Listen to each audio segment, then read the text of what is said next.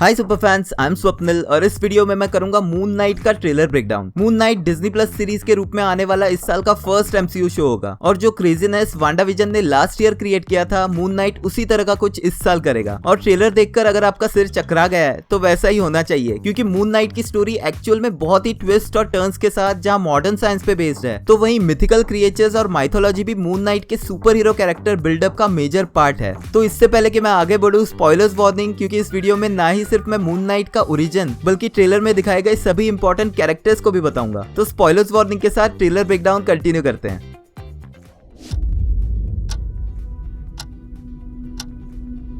Hello and welcome to Staying Awake. I have a sleeping disorder. I can't tell the difference between my waking life and dreams. Hello and welcome to Staying Awake.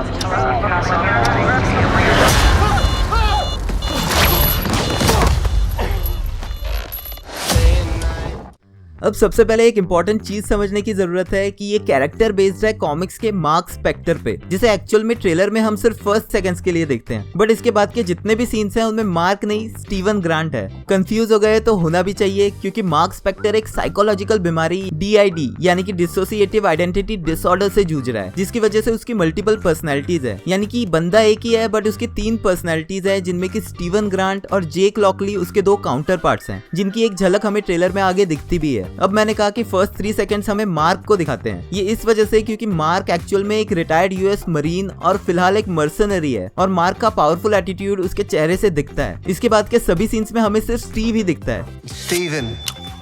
Steven ही दिखता है। जहां comics में Steven grant एक multi millionaire character था, वहीं show में उसे एक म्यूजियम एम्प्लॉय और मार्क की पर्सनैलिटी का डरपोक पार्ट दिखाया गया है। और ऑफ कोर्स वो मिलियनर तो नहीं है, जो कि उसके छोटे से एटिक अपार्टमेंट से दिख के आता है। मार्क की पर्सनैलिटी का थर्ड कैरेक्टर जेक लॉकली कॉमिक्स में एक टैक्सी ड्राइवर था, जो फिलहाल तो ट्रेलर में क्लियरली नहीं दिखाया गया है। बट बेसिकली ये तीनों ही कैरेक्टर्स मार्क की सिचुएशन के हिसाब से उसके ब्रेन का कंट्रोल लेके मार्क की पर्सनैलिटी को टोटली चेंज कर देते हैं। अब ट्रेलर के हिसाब से पूरी स्टोरी हमें स्टीवन ग्रांट के पॉइंट ऑफ व्यू से दिखाई जाएगी, जिसमें उसने अभी तक अपनी पर्सनैलिटी डिसऑर्डर के इलनेस को नहीं समझा है। बट उसे इतना जरूर पता है कि उसके साथ कुछ गड़बड़ है, जिसे वो स्लीपिंग डिसऑर्डर समझता है। यानी कि वो उसकी नींद में हो रही चीजों और रियल लाइफ में डिफरेंशिएट नहीं कर पाता, जो कि रीजन है उसका खुद को लॉक करके सोने का। बट क्योंकि मार्क का वॉइस ओवर ये सभी बातें बता रहा है, हो सकता है कि वो ये डिस्कशन खुद ही अपनी किसी दूसरी पर्सनैलिटी के साथ करते दिखे। उसके टेबल पे रखे मोबाइल पे एक स्लीपिंग ऐप भी दिखती है, जो कि जनरली कुछ लोग जिन्हें स्लीपिंग डिसऑर्डर है सोने के टाइम यूज करते हैं। यानी कि फिर से लॉकडाउन की खबर सुनने के बाद ऑलमोस्ट पूरी जनता। मार्क के हाथ में दिखता है एक रूबिक्स क्यूब, जो कि पूरी तरह से मिक्स्ड है और मेटाफोरिकली डिस्प्ले करता है मार्क की करंट कंडीशन को। यानी कि इस रूबिक्स की तरह उसकी पर्सनैलिटीज भी पूरी तरह से उलझी हुई है, जो कि शायद इस सीरीज के एंड तक सॉल्व होके सुलझ जाए। साथ ही ये दोनों सीन्स या तो 2 अलग अलग दिनों के हैं, या फिर इतना करने के बावजूद स्टीवन की दूसरी पर्सनैलिटी उसके ऊपर कंट्रोल लेके बाहर जाके आ चुकी है, जो कि उसके सोते टाइम और उठने के बाद उसकी चेंज कपड़ों से दिखता है। जब वो बेड से उतर के गिरता है तो सामने के टेबल पे कुछ बुक्स के साथ एक किताब एडवेंचर्स फॉर द सोल्स दिखती है। राइटर जेम्स वैन प्रैग की लिखी ये बुक इस थॉट प्रोसेस को आंसर देती है कि हम कौन हैं, क्यों हैं और मरने के बाद कहां जाते हैं। यानी कि एक स्पिरिचुअल वर्ल्ड को एक्सप्लेन करती है। और स्टीवन भी शायद अपने साथ हो रहे इंसिडेंट्स की वजह से ही ये बुक पढ़ के लाइफ के आंसर्स ढूंढ रहा है। बढ़ते हैं ट्रेलर में आगे। I'm losing it. We'll catch you on. You're bloody useless, Stevie. Steven. I can't tell the difference between life and dreams. Thank you. Lost the contact lens. Hope you find it. Thanks.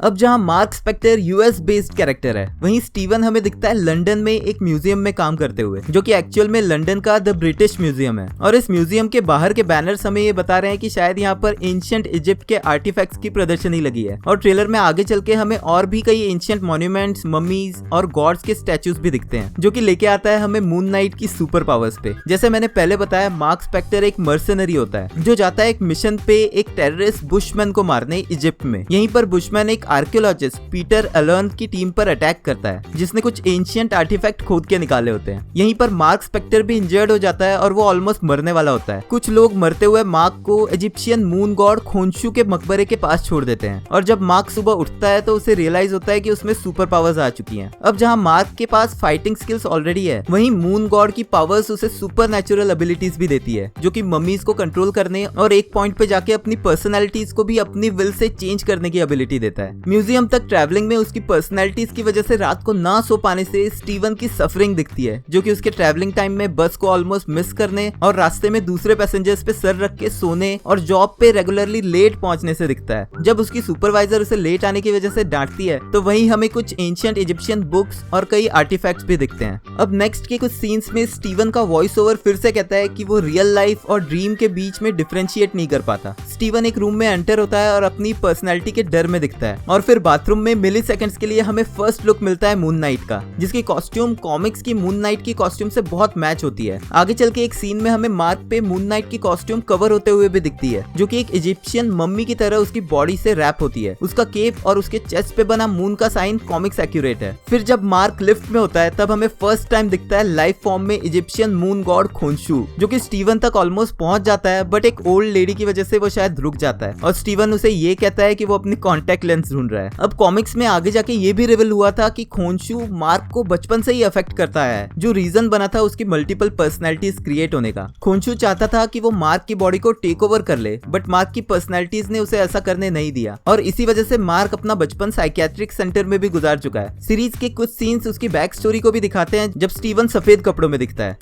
दिखते हैं trailer में आगे।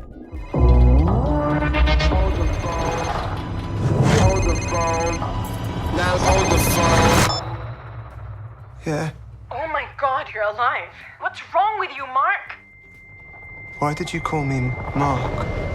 अब museum में ही Steven एक phone की ring सुन के एक कमरे में घुसता है, जहां जाने से पहले वो एक मिरर के सामने से गुजरता है और हमें उसके दो पर्सनैलिटीज उसे घूरते हुए दिखते हैं। ये एक्चुअल में डायरेक्शन का तरीका है कि ये दो पर्सनैलिटीज स्टीवन की ही है, जो कि मार्क स्पेक्टर और जेक लॉकली है। साथ ही इस मिरर में हमें कुछ स्टैचूज दिखते हैं, जिनमें से एक है द फैमिली ऑफ ओसिरिस का स्टैचू, जो कि एंशिएंट इजिप्ट के हिसाब से सिंबल है ऑर्डर, केओस और डेथ आफ्टर लाइफ के बीच की कॉन्फ्लिक्ट का, जो कि एक तरह से मून नाइट के कैरेक्टर को रिप्रेजेंट करता है। और साथ ही एक हिडन डिटेल के में हमें दिखती है एक मम्मीफाइड बॉडी, जो कि म्यूजियम में प्रेजेंटेशन के लिए लाई गई है। अब वो एक वॉल में छुपी हुई लोकेशन से रिमूव करता है एक फोन और की कार्ड, शायद किसी अपार्टमेंट का। इस फोन की लॉक स्क्रीन पे हमें दिखता है एक क्रोकोडाइल, जो अगेन एक एंशिएंट इजिप्शियन गॉड सोबेक को रिप्रेजेंट कर सकता है। कॉल की दूसरी तरफ से एक लेडी की आवाज सुनती है, जो कहती है कि शुक्र है तुम जिंदा हो मार्क, और स्टीवन ये नाम सुन के चौंक जाता है। ये सीन हमें वापस लेके जाता है उसी इंसिडेंट पे जो इजिप्ट में हुआ था, यानी कि जिस डॉक्टर पीटर एलन की टीम पे बुशमैन अटैक करता है, उसी की बेटी है मार्लिन एलरॉन, जिसे इस अटैक में मार्क स्पेक्टर बचा लेता है। अब ये लेडी शायद मार्लिन ही है, जो कि इतने टाइम से मार्क को ढूंढ रही है।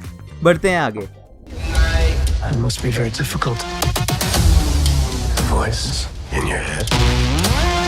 Shut up! There's chaos in you.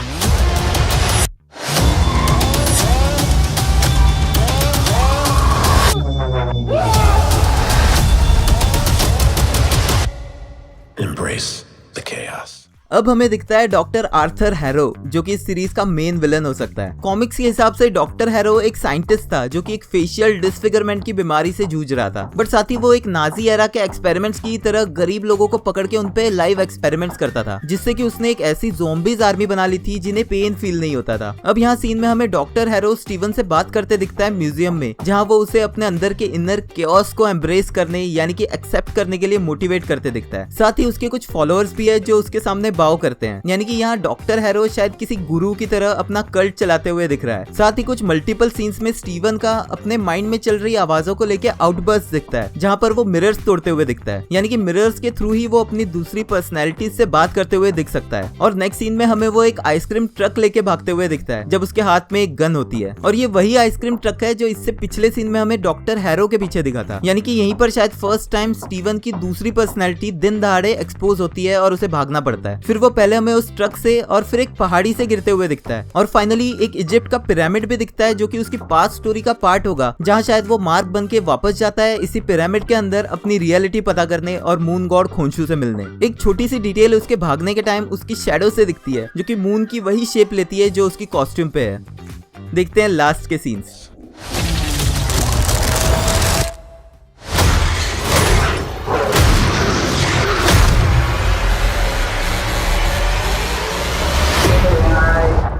अब फाइनली हमें दिखता है स्टीवन मून नाइट में चेंज होते हुए। जहां कॉमिक्स में ये सिर्फ एक कॉस्ट्यूम थी, वहीं यहाँ पर इसे प्रॉपर इजिप्शियन मम्मीज की तरह मैजिकली उसकी बॉडी को कवर करते हुए दिखाया गया है। और फिर रेज में मून नाइट हिट करते दिखता है एक इजिप्शियन गॉड अनुबिस जैसे दिखने वाले क्रिएचर को। और जब वो मुड़ता है तब हमें दिखता है और डिटेल्ड वर्जन मून नाइट की कॉस्ट्यूम का, जिसमें उसकी चेस्ट के साथ साथ उसके सिर पे भी वही मून का सिंबल दिखता है और साथ ही उसकी आंखें भी ग्लो करती है। और लोगो रिवील के बाद उसकी बिल्डिंग की जंप प्रूव करती है कि ये सीरीज मून नाइट की मैजिकल पावर्स को अच्छे से एक्सप्लोर करने वाली है।